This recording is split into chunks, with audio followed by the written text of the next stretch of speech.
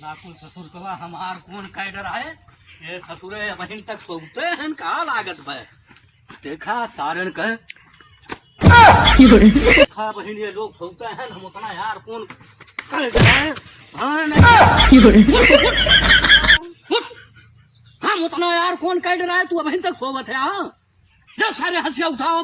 बजरी काट कर लाओ कोई भूसा कर जानवर को जाओ जल्दी कर देखा ये ना हूँ बहन ये 11 बज गया बहन तुम्हारे लोगन का तू ना सुन उठा के बाबू रात भर जानवर का पनिया पियाया है पियाया कि ना पियाया है बोल बोल बोल बोल बोल बोल जब बाल्टी उठा जानवर का पानी पियाया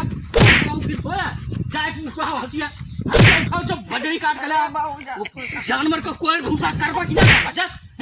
भाग जा उठा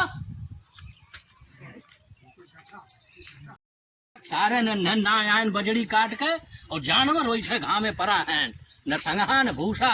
कुछ ना एकदम से पटा ना सारे काव करत है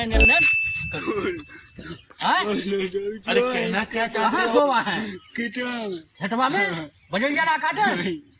कहा चला छू लोगन का बताए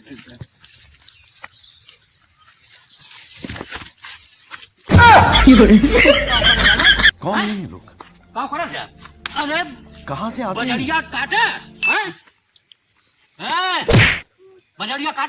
बजड़िया काटे कब से बजड़ी काटे भेजे है संगा भूसा जानवर कब पई है कब पई है कब पई है नहीं कहना थोड़ी सोएला तब